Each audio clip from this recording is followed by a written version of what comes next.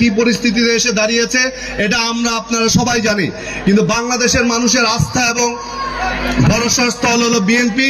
BNP যত বাংলাদেশে যত কিছুই ঘটবে সেটা দায়ভার বিএনপি নেতৃবৃন্দের উপরে, কেউ না করলেও সেটা উপরে এসে পড়ে।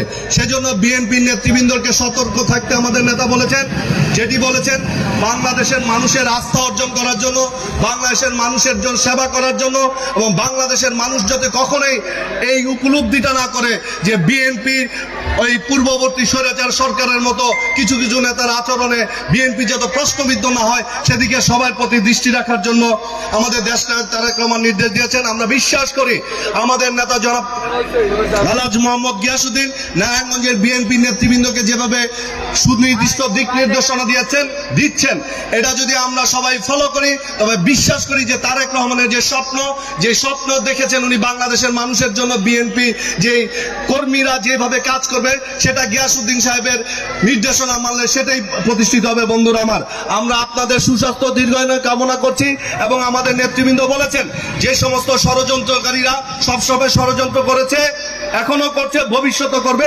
তাদের বিরুদ্ধে আপনারা সবসময় সজাগ দৃষ্টি রাখবেন সেই প্রত্যাশা ব্যক্ত করে আজকের এই সিদ্ধিরগঞ্জ থানা বিএনপি যে সুন্দর অনুষ্ঠান আয়োজন করেছে তাদেরকে ব্যক্তিগত তরফ থেকে ধন্যবাদ জানিয়ে বক্তব্য শেষ করলাম। ধন্যবাদ সবাইকে। বাংলা জিন্দাবাদ, বাংলা জাতীয়তাবাদী দল জিন্দাবাদ, শহীদ রাষ্ট্রপতি জিয়াউর রহমান অমর হোক, দেশনেত্রী বেগম খালেদা জিয়া